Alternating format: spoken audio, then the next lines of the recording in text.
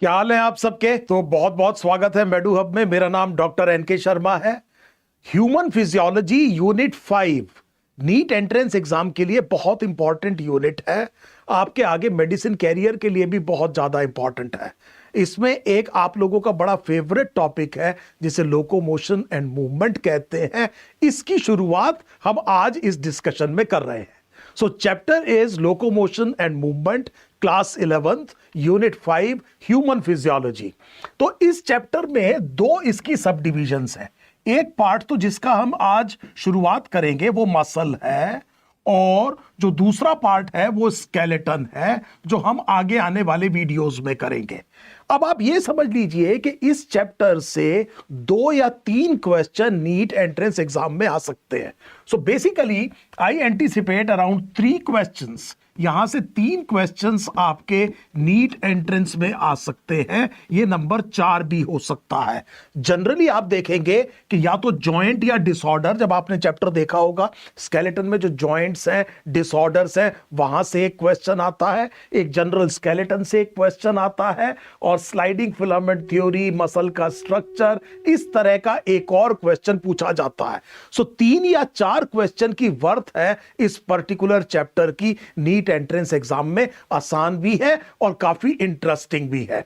Skeletal muscle जो हम पढ़ रहे हैं, इसमें अगर आप पहली चीज तो यह समझ लीजिए, जब आपने शब्द कह दिया स्केलेटल मसल, तो इसका मतलब यह बॉडी के स्केलेटन से जुड़ी हुई है, and it brings about locomotion, और इसकी वजह से लोकोमोशन होता है। इस तरह की मसल की बात कर रहे हैं। आपकी बाइसेप्स ब्रेकियाई एक मसल है। वो अगर आप अपने हाथ में बाइसेप्स के ऐसे आगे जाएंगे तो आपको टेंडन मिलेगा। वो टेंडन आकर के इस हड्डी पर जुड़ा हुआ है, एक यहां पर जुड़ा हुआ है। जब बाइसेप्स कॉन्ट्रैक्ट होती है तो इस तरह से आपका हाथ मूव करता है। ये मूवमेंट आपको देखने को मिलती है। सो जैसे ही आप समझेंगे, ये पीछे की जो मसल्स हैं, यहां पर जब आप चलते हैं तो आप देखेंगे ये एंटीरियर कंपार्टमेंट ऑफ थाई है। यहां की मसल की वजह से जॉइंट मूव करता है, और जॉइंट के मूवमेंट की वजह से आपकी बॉडी मूव कर पाती है। जब मैं पेन से कुछ लिख रहा हूं तो आप देखिए कितने सारे जॉइंट्स इसमें इन्वॉल्व हो रहे हैं,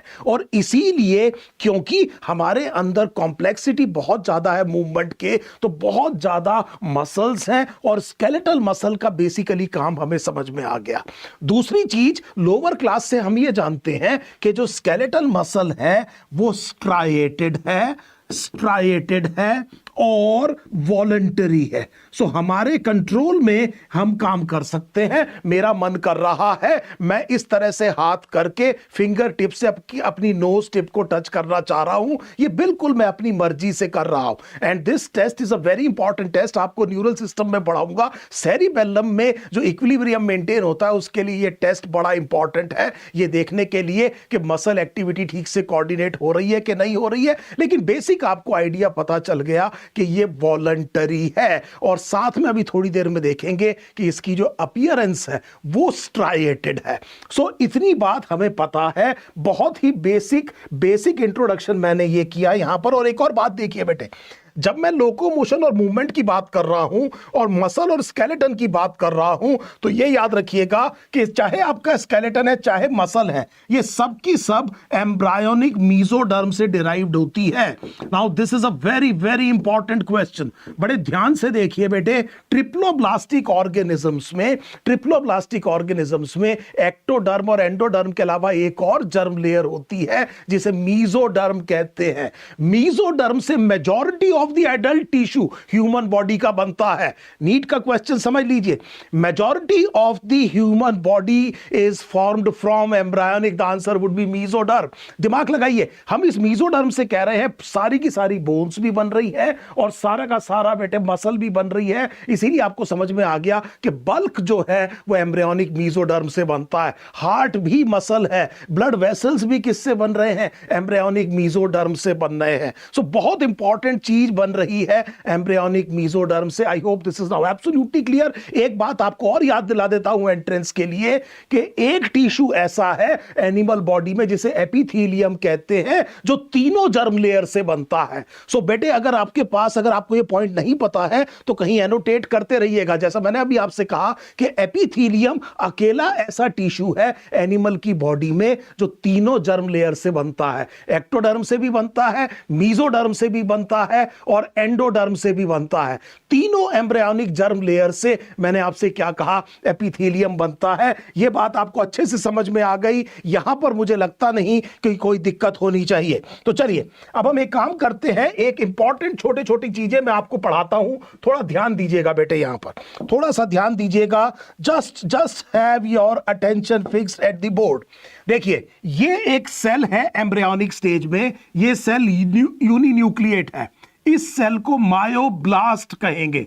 ध्यान देना बेटे, मायो का मतलब होता है मसल, ब्लास्ट का मतलब है इमेच्योर। एम्ब्रियोनिक स्टेज में आपको एक सेल दिखाया, ये सेल, इसका एक न्यूक्लियस है। ऐसे कई मायोब्लास्ट हैं जो फ्यूज हो जाएंगे, आपस में फ्यूज हो जाएंगे और एक सिंगल सेल बन जाएगा और ये सेल मल्टी न्यूक्लिएट होगा।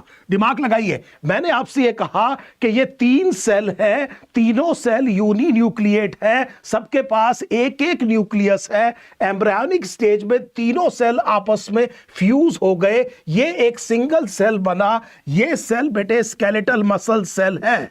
ये वो सेल है जिसे मैं क्या कह रहा हूं कि ये स्केलेटल मसल सेल है। और टर्म बताता हूं बेटे, मैंने आपसे कहा ये जुड़ने से बना है, जुड़ने को कहते हैं सिन और सेल को कहते हैं साइटोस। सो सेल के लिए शब्द क्या आता है बेटे, साइटोस, और जुड़ने के लिए क्या शब्द आता है, सिन। और क्या अब आपको समझ में आ गया कि इसीलिए इस तरह के सेल को सिंसाइशियम कहा जाता है। सो ये जो शब्द है जो आप बार बार समझते हैं, बार बार पढ़ते हैं, आपको यह समझ में आ गया कि स्केलेटल मसल सेल एक सिंसाइशियम है। ये एक ट्रू मल्टी न्यूक्लिएट कंडीशन है। इसमें बहुत सारे सिंगल यूनिन्यूक्लिएटेड सेल आपस में जुड़ करके ये सेल बनाते हैं, जिस सेल को आपने स्केलेटल मसल सेल कहा। इसमें एक से ज्यादा न्यूक्लियस होगा और फ्यूजन से, इन सेल्स के फ्यूजन से बनने वाले चीज को हम सिंसाइशियम कहते हैं। This is a very very important point.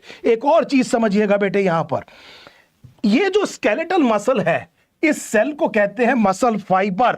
Now please make notes of this. अगर जरा सा भी कंफ्यूजन है तो मुझसे पूछिएगा बेटे। मैं आपसे यह कह रहा हूं कि मसल सेल को मसल फाइबर कहा जाता है। धीरे धीरे चलेंगे।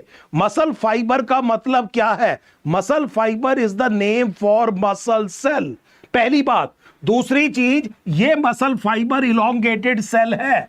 इसकी जो सेल मेम्ब्रेन है इसको सार्कोलेमा कहते हैं। So this is something special. इसकी जो मेम्ब्रेन है, मसल फाइबर की जो मेम्ब्रेन है, उसको आपने सार्कोलेमा कहा, क्योंकि यहां पर फिजियोलॉजी बाकी बॉडी की फिजियोलॉजी से थोड़ी सी अलग मिलेगी। इसीलिए इस सेल के पार्ट्स को कुछ अलग नाम से बुला रहे हैं। और आप ये शब्द देखिए, सार्को, इसका जो साइटोप्लाज्म है उसको आप सार्कोप्लाज्म कहेंगे। इसके अंदर जो एंडोप्लाज्मिक रेटिकुलम है उसको आप सार्कोप्लाज्मिक रेटिकुलम कहेंगे। ध्यान देना बेटे, मैंने क्या कहा, इसके अंदर जो सार्कोप्लाज्मिक रेटिकुलम है वो इसका एंडोप्लाज्मिक रेटिकुलम है। क्वेश्चन समझिएगा, ये sarcoplasmic reticulum smooth endoplasmic reticulum है। आपको पता है एंडोप्लाज्मिक रेटिकुलम 2 तरह का होता है, एक रफ एंडोप्लाज्मिक रेटिकुलम, एक smooth endoplasmic reticulum. Skeletal muscle के अंदर जो एंडोप्लाज्मिक रेटिकुलम है वो स्मूथ एंडोप्लाज्मिक रेटिकुलम है। और ये क्वेश्चन बहुत इंपॉर्टेंट है कि ये स्टोर करता है कैल्शियम, और कैल्शियम जरूरत पड़ती है बेटे मसल कॉन्ट्रैक्शन के लिए। यहां पर मैंने लिखा इंपॉर्टेंट, ये इंपॉर्टेंट क्वेश्चन देखिए कि स्केलेटल मसल फाइबर के अंदर जो आपको सार्कोप्लाज्मिक रेटिकुलम है वो एक्चुअली स्मूथ एंडोप्लाज्मिक रेटिकुलम है। उसका फंक्शन है कि उसके सिस्टरने में कैल्शियम स्टोर होता है और इस कैल्शियम की मदद से स्केलेटल मसल कॉन्ट्रैक्ट करती है. So this is something very very important. I hope this is now absolutely clear. इसी तरह से इसके अंदर जो माइटोकॉन्ड्रिया है उसको सार्कोसोम कहा जाता है. So the mitochondria inside the skeletal muscle cells they are called as sarcosomes. So यहां पर हम बेसिक टर्म से दोबारा अपने आप को फैमिलियराइज करते हैं. मसल फाइबर मसल सेल है, फिजियोलॉजी अलग है, थोड़े नाम अलग रख रहे हैं. पहचानिए सार्कोलेमा, इसके अंदर सार्कोप्लाज्म, इसके अंदर कुछ एंडोप्लाज्मिक रेटिकुलम होगा, उसे सार्कोप्लाज्मिक रेटिकुलम, और जो माइटोकॉन्ड्रिया है उसको सार्कोसोम कहा जाता है. एक और चीज, एक और एनाटॉमी समझिए. थोड़ा सा एनसीईआरटी को एक्सटेंड कर रहे हैं बेटे, ध्यान दीजिएगा.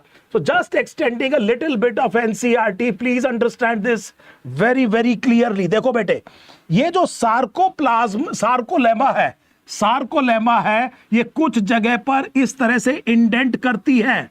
तो बजाय सीधे जाने के ये सार्कोलेमा है. सार्कोलेमा जो है वो कुछ जगह पर इंडेंट करती है. ऐसे देखिए, ये इंडेंटेशन हो रहा है. सार्कोलेमा सीधी नहीं जा रही है, सार्कोलेमा कहीं कहीं पर इंडेंट कर रही है. और जहां पर इंडेंट करती है वहीं पर साइमल्टेनियसली आप देखेंगे कि सार्कोप्लाज्मिक रेटिकुलम पैरेलल फैशन में लोकेटेड होता है. सो थोड़ा ध्यान दीजिए बेटे, मैंने ये कहा कि ये सार्कोलेमा है, ये हर जगह सीधी नहीं जा रही है, कुछ जगह पर ये इंडेंट होती है, और जहां ये इंडेंट होती है वहां पर दोनों तरफ पैरेलल आपको क्या दिखाई देगा? Sarcoplasmic reticulum. ये रहा वो सार्कोप्लाज्मिक रेटिकुलम.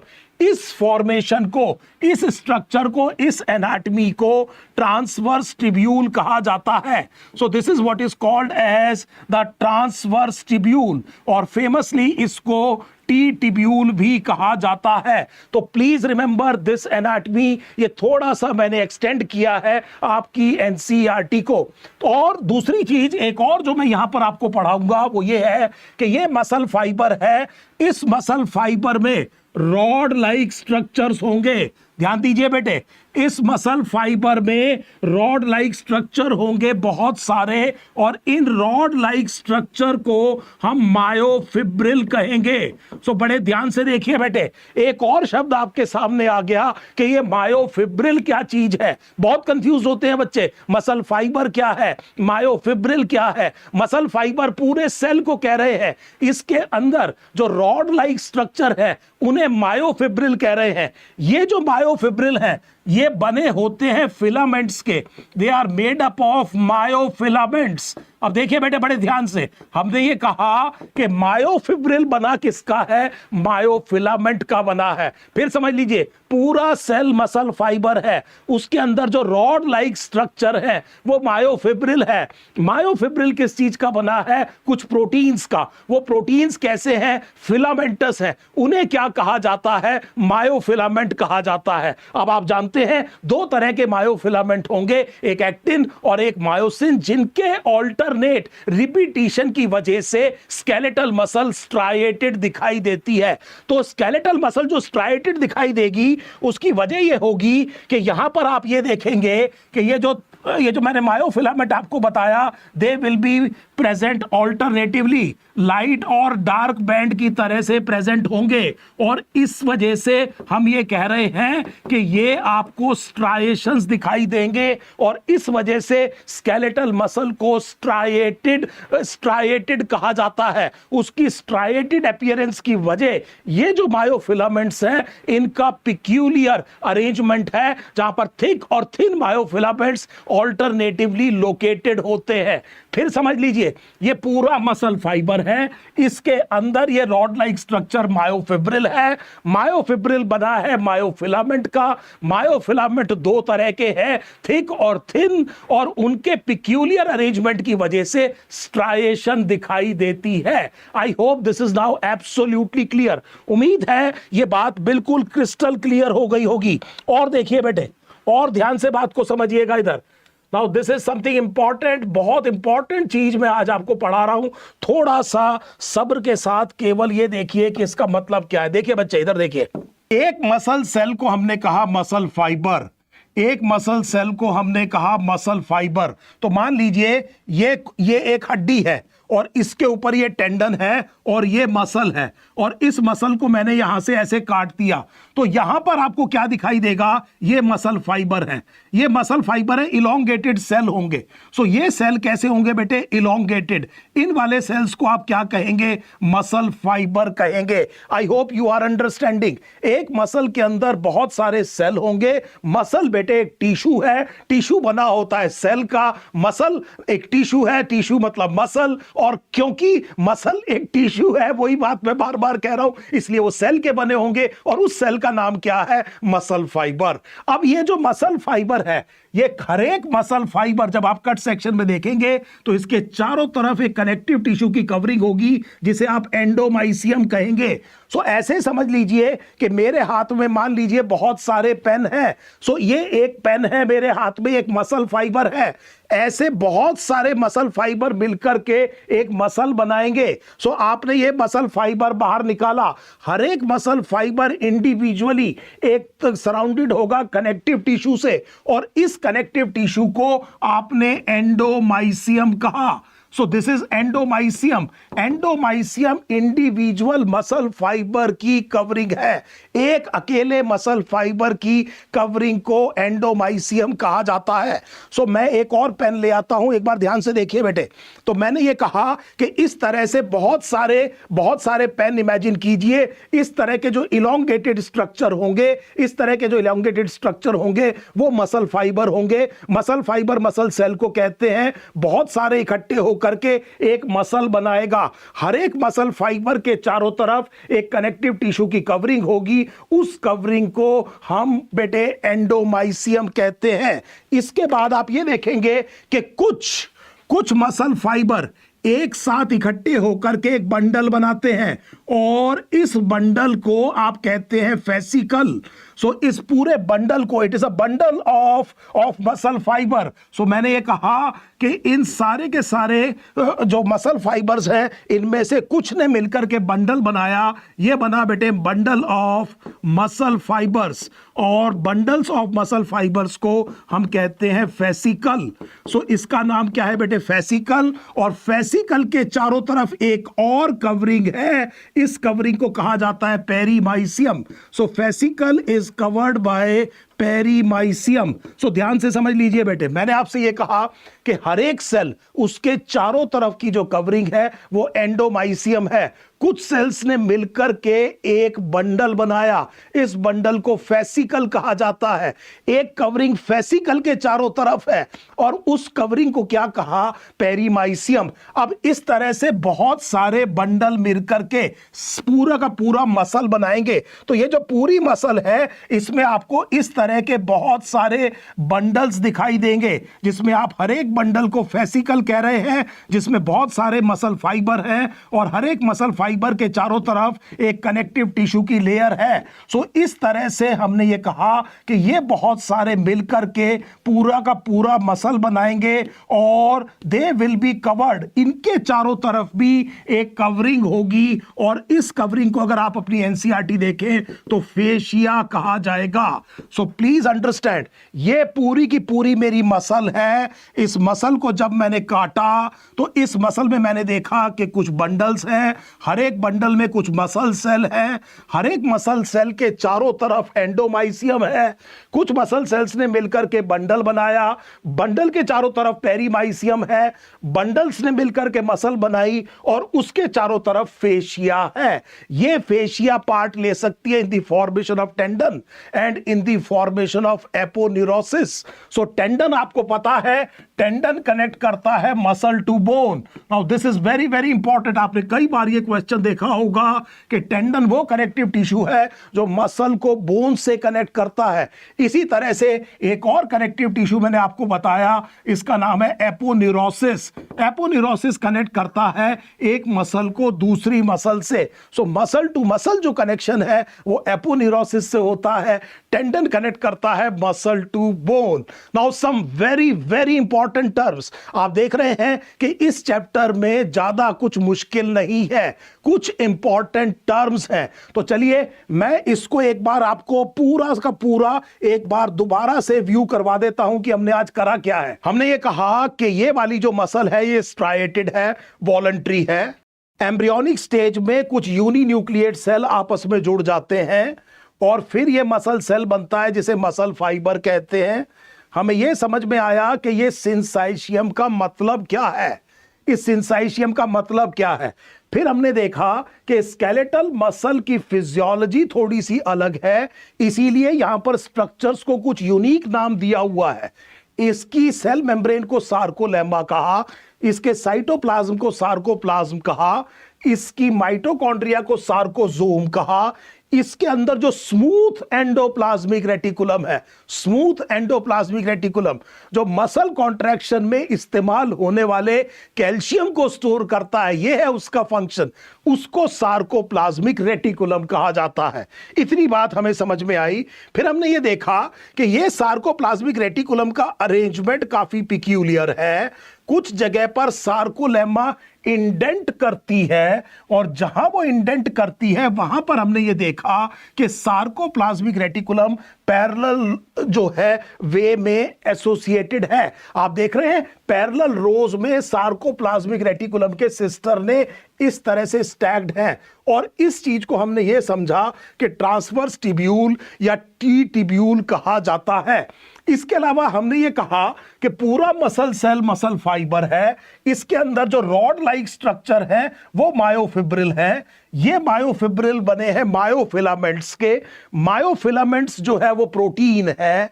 दो तरह के मायोफिलामेंट्स होंगे, थिक और थिन, अभी हम देखेंगे, और उनके पिक्यूलियर अरेंजमेंट की वजह से स्ट्राइएशन आती है और इसीलिए स्केलेटल मसल को स्ट्राइएटेड कहा जाता है। सो मुझे एक असर्शन रीजन क्वेश्चन भी समझ में आ गया कि क्यों स्केलेटल मसल को स्ट्राइएटेड कहा जाता है, ये स्ट्राइएटेड किसकी वजह से है। ये बात जब मुझे समझ में आ गई, फिर मैं जब आगे चला तो मैंने ये कहा कि इसका एक और अल्ट्रा स्ट्रक्चर मेरे लिए जरूरी है।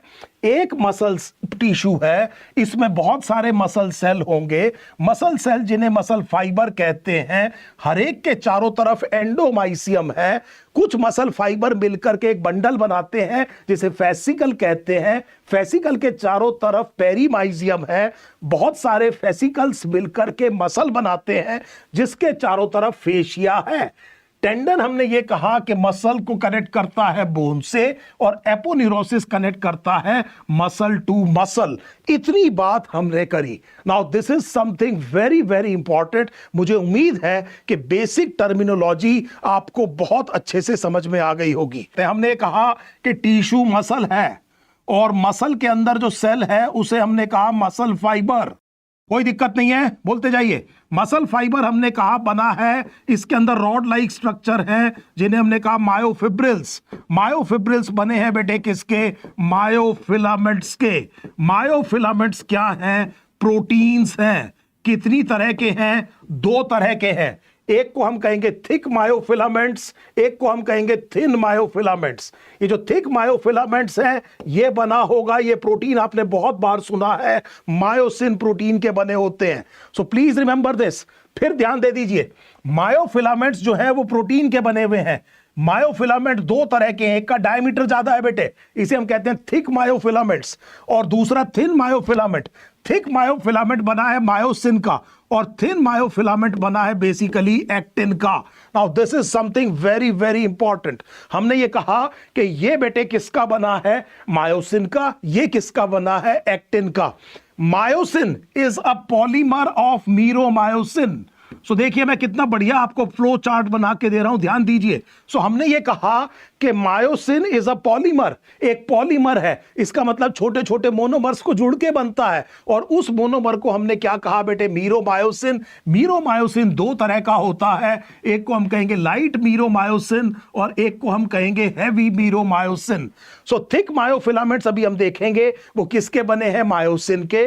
मायोसिन किस चीज का बना है? रिपीटिंग सब यूनिट्स का, मीरोमायोसिन। मीरोमायोसिन कितनी तरह का है? दो तरह का। एक को आप LMM लाइट मीरोमायोसिन कह रहे हैं, दूसरे को आप HMM या हैवी मीरोमायोसिन कह रहे हैं। इसी तरह से ये जो थिन मायोफिलामेंट्स हैं ये बेसिकली किसके बने हैं? एक्टिन के। और एक्टिन की जो मोनोमरिक फॉर्म है वो है बेटे जी एक्टिन, और ये मिलकर के जब पॉलीमर बनता है तो उसको एफ एक्टिन कहते हैं। सो पहले बोर्ड पे सीधा टाइम लगाइए और देखिए क्या क्या क्वेश्चन आपके सामने लिखे हैं। नाउ प्लीज ढंग से पहचान लीजिए, मायोसिन बना है मीरोमायोसिन का। मीरोमायोसिन मोनोमरिक यूनिट है मायोसिन की, और ये दो तरह का होता है, लाइट मीरोमायोसिन और हैवी मीरोमायोसिन। ये जो एक्टिन है अभी हम देखेंगे, इसका जो मोनोमर है वो जी एक्टिन है, और जी एक्टिन मिलकर के जो पॉलीमर बनता है वो एफ एक्टिन है। और इस एक्टिन मायोफिलामेंट्स के साथ में ये जो थिन मायोफिलामेंट्स हैं इसके साथ दो प्रोटीन्स और एसोसिएटेड होंगे, और दो प्रोटीन्स एसोसिएटेड होंगे। एक को हम कहेंगे बेटे ट्रोपोमायोसिन, एक को हम कहेंगे ट्रोपोमायोसिन, और एक को हम कहेंगे ट्रोपोनिन। सो बड़े ध्यान से देखिए, मैं ये कह रहा हूं कि ये जो थिन मायोफिलामेंट्स हैं इनके साथ दो प्रोटीन्स और एसोसिएटेड होंगे, एक का नाम ट्रोपोमायोसिन है, एक का नाम ट्रोपोनिन है। इसमें अगर हम देखें तो जो ट्रोपोनिन है जिसकी मैं बात कर रहा हूं, ट्रोपोनिन, ये 3 ग्लोबुलर प्रोटीन से जुड़ के बना है। सो ये बेटे ट्रोपोनिन है, ये 3 ग्लोबुलर प्रोटीन से जुड़ के बना है। और जो ट्रोपोमायोसिन है वो एक लीनियर पॉलीपेप्टाइड है, एक स्ट्रेट पॉलीपेप्टाइड है। I hope this is now absolutely clear. फिर मैं आपको रिपीट करा दे रहा हूं, मैंने आपको यहां से बताना है कि थिक मायोफिलामेंट्स मायोसिन प्रोटीन के बने हैं। मायोसिन बना है मीरोमायोसिन का। मीरोमायोसिन दो तरह का होता है, एक लाइट मीरोमायोसिन और heavy meromyosin. Thin myofilaments compose होते हैं बेसिकली एक्टिन से, जो बना है जी एक्टिन, पॉलीमराइज करके इसको कहते हैं F actin. Thin myofilaments associated है दो और प्रोटीन्स के साथ में, एक को ट्रोपोमायोसिन कहते हैं जो लीनियर है, और एक को ट्रोपोमायोसिन कहते हैं जो 3 ग्लोबुलर प्रोटीन्स का एक कॉम्प्लेक्स है। उम्मीद है ये बात भी आपको बहुत अच्छी तरह से समझ में आ गई होगी। नाउ वी एब्सोल्युटली नो कि कौन सा प्रोटीन कहां पर है। अगर कोई डाउट है तो बेटे प्लीज अभी पूछिए। अब हम बात कर रहे हैं मायोसिन मायोफिलामेंट का स्ट्रक्चर कैसा है। तो देखिए मायोसिन मायोफिलामेंट में ये एक आपको पॉलीपेप्टाइड चेन मैं इसकी बना रहा हूं, ध्यान से देखिए। इस तरह की चीज देखिए, इस तरह का स्ट्रक्चर है, आपकी एनसीईआरटी में डायग्राम बना हुआ है। ये मैंने एक हैवी पॉलीपेप्टाइड चेन बनाई है, एक बड़ी पॉलीपेप्टाइड चेन बनाई है मायोसिन की। इस वाले पार्ट को टेल कहा जाता है। सो यहां से यहां तक जो पार्ट है इस पार्ट को टेल कहा जाता है। ये टेल बना होता है बेटे लाइट मीरोमायोसिन का। ये वाली जो पोर्शन है इसको आप अपराइट बोलते हैं, और ये जो अपराइट है इसके आखिर में ये ग्लोब्यूलर, ये जो ग्लोब्यूलर आपको चीज दिखाई दे रही है ये ग्लोब्यूलर हेड है, ये बना होगा बेटे हैवी मीरोमायोसिन का। So now this is very very important to understand. एक सिंगल पॉलीपेप्टाइड चेन मायोसिन की, मायोसिन में केवल एक पॉलीपेप्टाइड चेन नहीं होती, इसकी टेल को पहचानिए। टेल लाइट मीरोमायोसिन की बनी है। ग्लोबुलर हेड को पहचानिए, ये हैवी मीरोमायोसिन का बना है। और ये जो हेड है बेटे इसके ऊपर आपको दो साइड्स दिखाई देंगी, ध्यान से समझना, दो साइड्स दिखाई देंगी। Let us call this as A and B. So मैंने दो साइड्स लिखी है।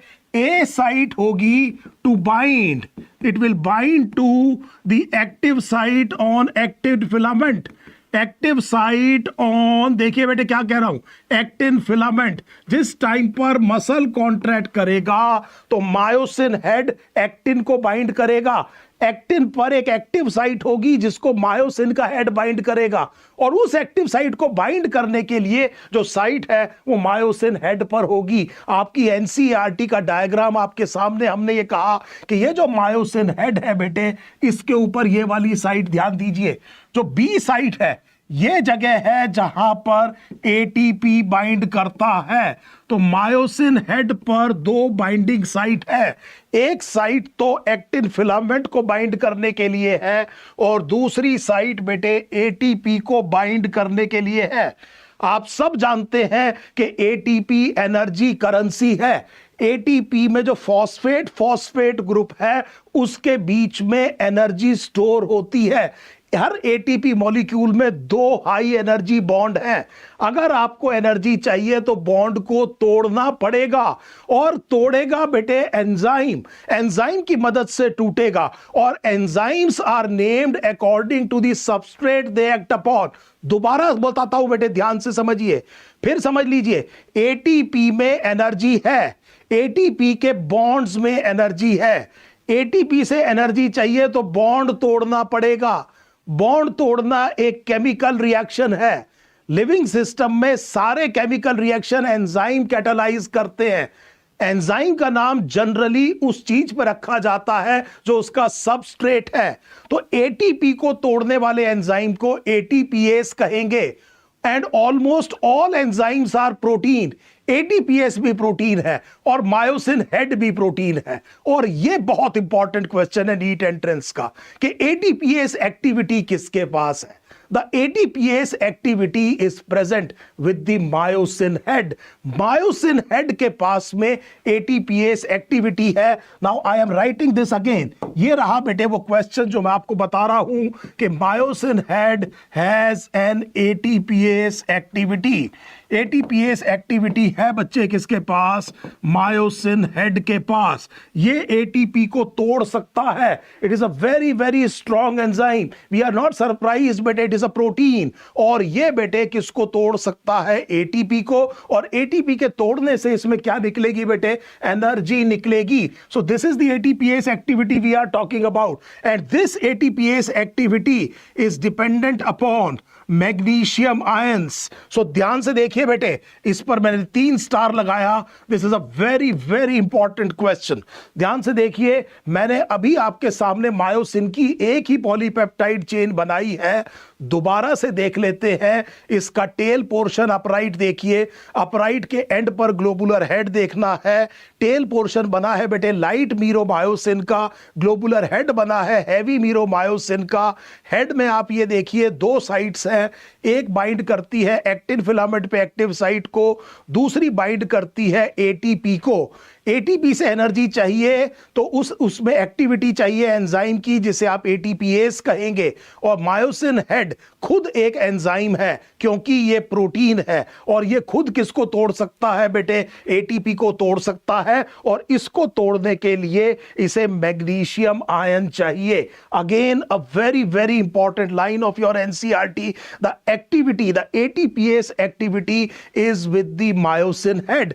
मैंने केवल एक और चीज जोड़ दी है कि it is dependent on the magnesium ions. I hope this is now absolutely clear.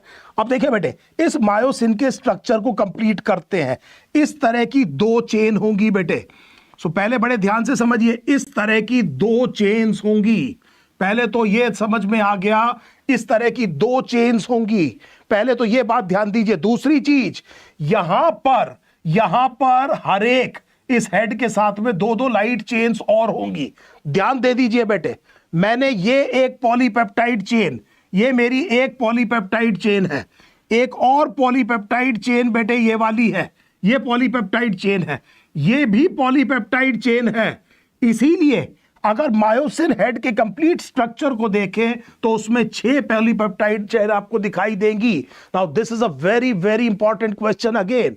आपको मायोसिन मायोफिलामेंट में आप ये कह रहे हैं कि कितनी पॉलीपेप्टाइड चेन होंगी, तो आपने कहा 6 होंगी। आपको वो 4 भी दिखा दी जो आपकी एनसीईआरटी में बनी भी नहीं है। लेकिन यहां आपको समझ में आ गया कि मायोसिन का स्ट्रक्चर कैसा होता है। एक और चीज समझिएगा बेटे, इस स्ट्रक्चर में जो एक और एनाटमी आपको पता होनी चाहिए वो ये है कि ये वाला जो पॉइंट है, ये वाला पॉइंट जिसे मैं ए लिख रहा हूं और ये वाला पॉइंट जिसे मैं बी लिख रहा हूं, ये पॉइंट ए और B they are hinges, they are hinges. इसका मतलब हो सकता है आपने हिंज जॉइंट के बारे में पढ़ा हो। हिंज जॉइंट एक ही प्लेन में मूवमेंट अलाउ करता है। मायोसिन कॉन्ट्रैक्टाइल प्रोटीन है। मायोसिन की मूवमेंट यहां पर ऐसे होगी और यहां पर ऐसे होगी नीचे। सो कहने का मतलब यह हुआ कि मायोसिन इन पॉइंट्स पर ए और बी में जब इसे एटीपी की एनर्जी मिल जाएगी, यहां पर एटीपी बाइंड करेगा, एटीपी तोड़ा जाएगा, एटीपी की एनर्जी मिल जाएगी, उसकी मदद से जब ये मूव करेगा, ये बाइंड करेगा एक्टिन को, और फिर जब ये मूव करेगा, दिमाग लगाइएगा बेटे, ऐसे सोचिए यहां पर एक्टिन है और ये मायोसिन हेड ने पकड़ लिया एक्टिन को और यहां पर मूव किया। सो यहां पर तो ऐसे मूव करेगा इस बी पॉइंट पर, और ये भी हेड आगे की तरफ झुकेगा और ये पकड़ के खींच लेगा बेटे एक्टिन फिलामेंट को। आई hope you understand what is basically meant by sliding filament. जिसे आप स्लाइडिंग फिलामेंट कहते हैं उसका बेसिकली मतलब क्या है। और ये देखिए कि ये मायोसिन का मूवमेंट कहां पर होता है। ये जो दो पॉइंट्स हैं, जिसको मैंने एक को बी कहा, एक को ए कहा, इन पॉइंट्स को हिंजेस कहा जाता है। यहां पर केवल एक ही प्लेन में मूवमेंट होगी बेटे। ये इस तरह से मूव कर सकता है, ये वापस नहीं जाएगा। यहां से ये भी ऐसे ही मूव करेगा, ये वापस नहीं जाएगा। सो केवल एक प्लेन में मूवमेंट अलाउ होगी और इसीलिए इन पॉइंट्स को हिंजेस कहा जाता है। मायोसिन के स्ट्रक्चर को समझने के लिए अगर मैं अपने अपर लिम्ब को ऐसे करूं तो इससे एनालॉजी देखिए।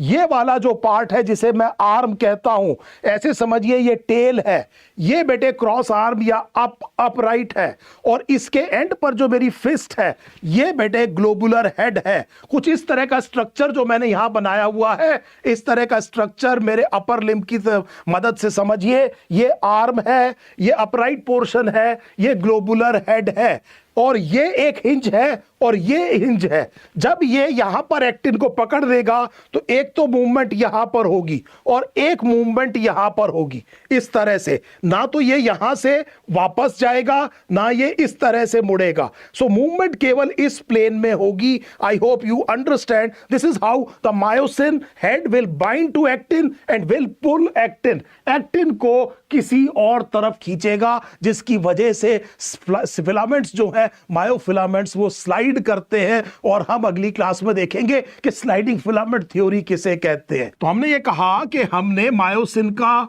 एक्शन देख लिया, हमने मायोसिन का स्ट्रक्चर देख लिया, अब हम एक्टिन का देख रहे हैं। एक्टिन मायोफिलामेंट का ये जी एक्टिन है। मैंने आपसे कहा था मोनोमरिक फॉर्म एक ग्लोबुलर प्रोटीन है, और हर एक जी एक्टिन पर ध्यान देना बेटे, क्या लिखूंगा, यहां पर एक एडीपी मॉलिक्यूल होता है, और ये वो एक्टिव साइट है, ये वो एक्टिव साइट है जिस पर मायोसिन का हेड बाइंड करता है। मायोसिन मायोफिलामेंट अपनी एनसीईआरटी में डायग्राम देखिए, वो जो गोल सा स्ट्रक्चर है उसे हमने बेटे जी एक्टिन कहा। सो मैंने आपसे ये कहा बेटे, इसीलिए आप बताइए कि क्या क्या है वो किया जा सकता है, बड़े आराम से किया जा सकता है। तो आपके क्वेश्चन का आंसर ये है, बिल्कुल किया जा सकता है, बताइए जरूर। अब ये जो जी एक्टिन है बेटे, इसको पॉलीमराइज कर देते हैं। अब देखिए आपकी एनसीईआरटी में इस तरह से आपने देखा होगा एक स्ट्रक्चर बना है जिसे एफ एक्टिन कहते हैं। So this structure is called as F actin, और एक जो है बेटे वो जी एक्टिन है, और इस पॉलीमर को आपने क्या कहा बेटे, एफ एक्टिन कहा। सो बूंदी का लड्डू समझ लीजिए, एक ये बूंदी है और बहुत सारी बूंदी मिलाकर के लड्डू बनाया, लेकिन सीधा बना दिया, और इस तरह की चीज को आपने पॉलीमराइज कर दिया। हर एक पर बेटे मैंने क्या कहा, एडीपी होगा, हर एक पर एडीपी होगा। अब आप एक चीज देखिएगा बेटे बड़े ध्यान से, ये मेरे पास एक रुमाल है, इसको मैं एक चीज करके आपको दिखाता हूं, ध्यान से देखिएगा बेटे। मान लीजिए ये एफ एक्टिन है, मान लीजिए ये एफ एक्टिन है, तो मैं इसको ऐसे घुमा रहा हूं बेटे इस तरह से, तो जैसे ही मैं इस रुमाल को इस तरह से घुमाऊंगा, कैन यू एप्रिशिएट कि इसके सरफेस के ऊपर एक ग्रूव आ जाएगा। तो इसके सरफेस के ऊपर क्या आ जाएगा, ग्रूव आ जाएगा। तो जैसे ही मैंने इसको घुमाया तो आप क्या देख रहे हैं, इसके सरफेस पे एक ग्रूव आ गया। अब आप अपनी एनसीईआरटी देखिए, ये एक दूसरे के ऊपर ऐसे घूमे हुए हैं, इनके सरफेस के ऊपर क्या है, ग्रूव है, और उस ग्रूव में सारी एक्टिव साइट्स है। सारी की सारी एक्टिव साइट्स कहां पर है बेटे, उस ग्रूव के अंदर है। इसके सरफेस के ऊपर हमने क्या कहा, ग्रूव है, और ग्रूव में सारी की सारी क्या है बेटे, एक्टिव साइट्स लोकेटेड है। और मैं उस ग्रूव पर, ये तो एफ एक्टिन है, मैं उस ग्रूव पर बेटे लपेट दूंगा एक लीनियर मॉलिक्यूल, आपको बताया था मैंने थोड़ी देर पहले, उसका नाम था बेटे ट्रोपोमायोसिन। सो हमने कहा कि जहां पर भी ग्रूव आएगा, देखिए आपकी एनसीईआरटी का डायग्राम फिर देखिए, इस तरह से आपने उसे कवर किया। ये वाला जो मॉलिक्यूल है ये भी एक प्रोटीन है, ये ट्रोपोमायोसिन है, जो इस मायोफिलामेंट, जो इस पर्टिकुलर थिन मायोफिलामेंट के ऊपर ग्रूव है, उस ग्रूव में एक्टिव साइट है, उनको कवर कर रहा है। This is a very very important thing. Myosin head तभी बाइंड करना चाहिए एक्टिव साइट पे जो कि एक्टिन पर है, जब मसल को कॉन्ट्रैक्ट करना है, नहीं तो बाइंड नहीं करना चाहिए। अब आपको मास्किंग करनी है, ये जो एक्टिव साइट्स हैं इनको मास्क करना पड़ेगा। आप नहीं चाहते कि मायोसिन हेड उस टाइम भी बाइंड कर जाए जब मसल कॉन्ट्रैक्शन की जरूरत नहीं है। आपने एक तो ट्रोपोमायोसिन इसके ऊपर लपेट दिया। तीसरी चीज, जहां जहां पर देखिए बेटे ध्यान से, जहां जहां पर आप ये देख रहे हैं कि ये इकट्ठा हो गया एक्टिव साइट, वहां पर आप देखेंगे कि ये बेटे ट्रोपोनिन, सो ट्रोपोनिन आकर के आ गया। देखिए ध्यान से, ट्रोपोनिन मैंने आपको अभी बताया था is made up of 3 globular proteins.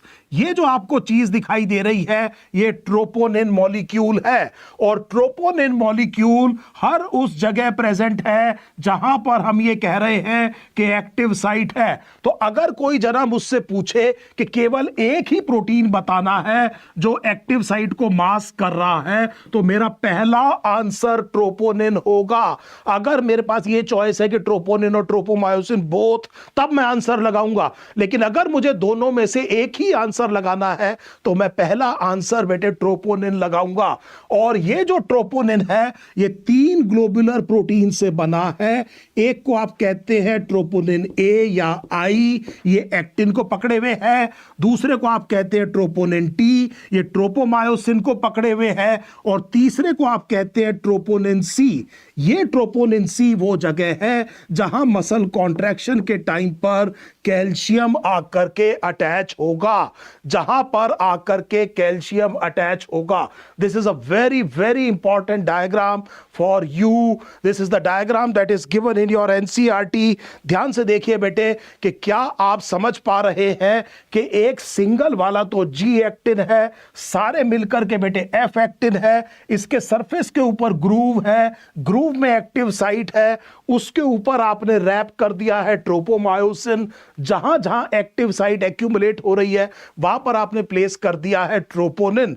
Troponin 3 globular protein से मिलकर बना है, एक को ट्रोपोनिन टी, एक को ट्रोपोनिन ए वाले को आई भी कहते हैं, और तीसरे को ट्रोपोनिन सी कहा जाता है। I hope this is now absolutely clear. बहुत तेजी से मैं आपके सामने जो पीछे अभी 10 मिनट में मैंने बात करी है उसको दोबारा बता रहा हूं। मैंने आपसे ये कहा कि हर एक मसल में जो मसल सेल है उसे मसल फाइबर कहते हैं, उसमें रॉड लाइक स्ट्रक्चर होते हैं जिसे मायोफिब्रिल कहते हैं। मायोफिब्रिल मायोफिलामेंट प्रोटीन का बना होता है। ये मायोफिलामेंट 2 तरह के होते हैं, थिक और थिन। थिक वाले बनते हैं मायोसिन के, मायोसिन बनता है मीरोमायोसिन का। 2 तरह का, light meromyosin, heavy meromyosin. Thin myofilament बना है एक्टिन का, और एक्टिन जो है उसमें जो मोनोमर है उसे जी एक्टिन कहते हैं, पॉलीमर को एफ एक्टिन कहते हैं। और थिन मायोफिलामेंट एसोसिएटेड है ट्रोपोमायोसिन और ट्रोपोनिन के साथ में। ट्रोपोनिन एक लीनियर पॉलीपेप्टाइड है, ट्रोपोमायोसिन एक लीनियर पॉलीपेप्टाइड है, और ट्रोपोनिन 3 ग्लोबुलर प्रोटीन से मिलकर बना है। एक को ए या आई, दूसरे को टी और तीसरे को सी कहा जाता है। फिर हमने ये कहा कि मायोसिन मायोफिलामेंट ऐसा दिखता है, इसमें आपको ये पॉलीपेप्टाइड चेन की टेल है, टेल लाइट मीरोमायोसिन की अपराइट ग्लोबुलर हेड है, हैवी मीरोमायोसिन, यहां पर 2 एक्टिव साइट है, 6 पॉलीपेप्टाइड चेन है, ए और बी पॉइंट्स क्या है, हिंजेस है, कहां पर मूवमेंट होती है ये आपको पता चल गया। बहुत ही इंपॉर्टेंट क्वेश्चन ये है कि मायोसिन हेड के पास एटीपीएस एक्टिविटी है जो डिपेंडेंट होती है मैग्नीशियम आयंस के ऊपर। This is a very very important point. इसके बाद हमने देखा कि एक्टिन मायोफिलामेंट कैसा है, और एक्टिन मायोफिलामेंट में हमने कहा कि जो मोनोमर है वो जी एक्टिन है, वो मिलकर के क्या बना रहा है बेटे, एफ एक्टिन, जो मैंने अभी अभी आपको पढ़ाया। उम्मीद है ये बात आपको बहुत अच्छी तरह से समझ में आ गई होगी। अब मैं इस मायोफिलामेंट को मायोफिब्रिल पे अरेंज कर रहा हूं, तो मसल फाइबर में रॉड लाइक स्ट्रक्चर मायोफिब्रिल वो बने हैं मायोफिलामेंट के। और मायोफिलामेंट 2 तरह के, अब तो हम बोर हो गए इस बात को करते करते, एक थिक और एक थिन। थिक वाला बना है मायोसिन और थिन वाला बना है बेटे एक्टिन का। उसका मैं एक डायग्राम बना रहा हूं, अगली क्लास में इसी डायग्राम को दोबारा बनाऊंगा और वहीं से फिर शुरू करेंगे। तब तक आप एनसीईआरटी जरूर पढ़ के रखना बेटे। सो एक डायग्राम आपके सामने बना रहा हूं, ध्यान दीजिएगा बेटे। So let us make a diagram here. तो मैं क्या कर रहा हूं बेटे कि मैं थिक मायोफिलामेंट्स यहां बना रहा हूं, देखिए ध्यान से। Just give me some time and see. जो थिक मायोफिलामेंट्स, ये बेटे थिक मायोफिलामेंट्स हैं। सो let us see these are the thick myofilaments. थोड़ा सा और थिक कर लेते हैं, ये बेटे थिक मायोफिलामेंट है। तो ये किसका बना होगा, मायोसिन का। ये स्टैक होते हैं एक दूसरे के ऊपर इस तरह से। देखिए मैं उस रॉड लाइक स्ट्रक्चर जिसे मायोफिब्रिल है उस पर मैंने क्या बना दिया बेटे, देखते हैं ध्यान से, देखते रहिए। मैंने क्या बनाया, थिक मायोफिलामेंट। और अब मैं ये कह रहा हूं कि इसको पार्शियली ओवरलैप करते हुए दोनों तरफ थिन मायोफिलामेंट्स होंगे। इधर देखिए, यहां पर मैंने बेटे ये एक्टिन के बने हुए थिन मायोफिलामेंट्स बना दिए। ये थिन मायोफिलामेंट्स थिक मायोफिलामेंट्स को पार्शियली ओवरलैप कर रहे हैं। सो ध्यान से देखिए, पार्शियली ओवरलैप, इधर इस एंड पर भी और इस एंड पर भी। सो बड़े ध्यान से देखिए, दोनों एंड पर मैं क्या देख रहा हूं कि पार्शियल ओवरलैप है। और उसके बाद में एक बार फिर आप क्या देखेंगे कि थिक मायोफिलामेंट्स है। सो ऑल्टरनेट, मैंने आपसे कहा थिक और थिन मायोफिलामेंट्स एसोसिएटेड होंगे। उम्मीद है आपको बात समझ में आ रही है। सो थिक थिन और उसके बाद में फिर थिक मायोफिलामेंट्स। बहुत इंपॉर्टेंट डायग्राम, इस चैप्टर का सबसे इंपॉर्टेंट डायग्राम आपके सामने मैं बना रहा हूं, ध्यान दीजिए बेटे। सो ऑल्टरनेट थिक थिन मायोफिलामेंट्स यहां पर अटैच्ड है, एक दूसरे के साथ एसोसिएटेड है। उम्मीद है ये बात समझ में आ गई होगी। तो अनिकेत, पहले कहते हैं ऑब्जर्वेशन, फिर कहते हैं रजिस्ट्रेशन, फिर कहते हैं बेटे फिक्स, पहले अटेंशन, पहले ऑब्जर्वेशन, फिर अटेंशन, फिर रजिस्ट्रेशन, फिर रिवाइज और रिकॉल। ठीक है, तो वो कभी और बात करेंगे। तो अभी यहां पर ये देखिए बेटे, होगा क्या, देखिए ध्यान से। यहां पर क्या होना है बेटे, ये जो थिन मायोफिलामेंट्स है इनको हम पकड़ेंगे एक कनेक्टिव टिश्यू से। इस कनेक्टिव टिश्यू को हम कहेंगे जेड लाइन, इस कनेक्टिव टिश्यू को हम कहेंगे जेड लाइन। और थिक मायोफिलामेंट्स को हम पकड़ेंगे एक और कनेक्टिव टिश्यू से, इसे हम कहेंगे एम लाइन। सो मैंने ये कहा कि ये एरिया जेड लाइन है, ये वाला पार्ट भी जेड लाइन है, और इस वाले पार्ट को हम एम लाइन कहेंगे। सो ये जो पार्ट है बेटे, यहां से मैं अपनी अगली क्लास भी शुरू करूंगा। This is what is called as the sarcomere. इतनी सी जगह को सार्कोमियर कहा जाता है। सार्कोमियर मसल कॉन्ट्रैक्शन की यूनिट है कि सबसे पहले जब आप किसी चीज को देखते हैं तो उसे ऑब्जर्व कीजिए। सो मेमोरी में, लर्निंग में 5 स्टेप देखिए। सबसे पहले आपने किसी चीज को ऑब्जर्व किया, आपको इंटरेस्टिंग लगा, मैंने यहां लिखा myosin head has ATPase activity dependent on magnesium ion. आपको लगा काम की चीज है, आपने ऑब्जर्व किया, आपने इस पर फिक्स किया अटेंशन, आपने अपना अटेंशन फिक्स किया। ध्यान दीजिए बेटे, जैसे ही आपने अटेंशन फिक्स किया तो ये बेटे दिमाग में रजिस्टर हो गया, ये दिमाग में रजिस्टर हो गया, आपने अपने दिमाग में इसको अभी रजिस्टर कर लिया। इन तीनों चीजों को मिलाकर के आप कहेंगे शॉर्ट टर्म मेमोरी, और ये काम आपके थैलेमस का है। सो थैलेमस इस काम को करता है। इसके बाद में जब आप घर गए तो आपने इसको रिवाइज किया। आपने इसको रिवाइज किया, ध्यान दीजिए बेटे, आपने इसको रिवाइज किया, और पांचवा स्टेप ये है, आपने टेस्ट दिया, टेस्ट में आपसे ये चीज पूछी गई और आपने उसे रिकॉल किया। ये जो रिवाइज एंड रिकॉल है, ये स्टेप 4 और स्टेप 5 है। ये बेटे शॉर्ट टर्म मेमोरी को कंसोलिडेट करते हैं लॉन्ग टर्म मेमोरी में, और ये आपके ब्रेन का एक पार्ट है जिसे हिप्पोकैम्पस कहा जाता है। ये तरीका है बेटे। अगर आपको क्लास में समझ नहीं आ रहा है तो कहीं थैलेमस की समस्या है, आप या तो ऑब्जर्व ठीक नहीं कर रहे हैं या अटेंशन फिक्स नहीं कर रहे हैं। और अगर आपको क्लास में सब समझ में आता है और एग्जाम वाले दिन याद नहीं होता, एग्जाम वाले दिन याद नहीं होता, ये जो एग्जाम वाले दिन नहीं याद आता, बहुत से बच्चों की प्रॉब्लम होती है कि सर क्लास में सब समझ में आ जाता है लेकिन जब एग्जाम देने जाते हैं तो बिल्कुल गायब। तो हुआ क्या है कि या तो आपने ये नहीं किया या आपने ये नहीं किया। मोस्ट लाइकली अगर प्रॉब्लम आई है तो वो रिकॉल में आई होगी बेटे। रिकॉल में, क्योंकि मैंने देखा है बच्चों को टेस्ट से भागते हुए, घबराते हैं टेस्ट से, लेकिन जब तक आप टेस्ट नहीं देंगे तब तक आपको पता कैसे चलेगा कि आपकी स्ट्रेंथ, वीकनेस, अपॉर्चुनिटीज और थ्रेट क्या है। इसीलिए ये जो टेस्ट है ये आपको रिकॉल करवाता है। आपकी वो पुरानी चीजें, आपने ट्विंकल ट्विंकल लिटिल स्टार बचपन में किसी को सुनाई, आज भी याद है क्योंकि आपने उसे हजारों बार सुनाया। जो भी घर में अंकल आंटी आए सबने आपसे सुना, तो इसीलिए आपको मरते दम तक याद रहेगी। This is physiology, this is human physiology, this is your brain physiology. ये भाषणबाजी नहीं है बेटे, बड़े ध्यान से समझिए। ये वो तरीका है। मुझे कोई चीज क्यों याद रहती है? क्योंकि मैं हर साल 20 बैच को पढ़ा रहा हूं 20 साल से। अब आप समझ लीजिए मैं कितना रिवाइज और रिकॉल कर रहा हूं, और इसीलिए ये चीजें अब मेरे अंदर बेटे बिल्कुल ऑटोमेटिक तरीके से हो गई है। सो ऐसा नहीं है कि मैं आपसे ज्यादा इंटेलिजेंट हूं या इस तरह का कुछ नहीं है। केवल यह है कि मैं 20-22 साल से, 24 साल से आई शुड से, हर साल करीब 20 बैचेस को पढ़ा रहा हूं, और मैं करीब 400-450 बार यही चीज बार बार अच्छे से अच्छे बच्चे को और हल्के से हल्के बच्चे को हर तरह से पढ़ा चुका हूं। मेरे से हजारों क्वेश्चंस बच्चों ने पूछे हैं और इस एक्सपीरियंस को मैं अपने हिसाब से आपसे शेयर कर रहा हूं। Now this is what exactly is required. Thank you so much for your time. Thank you.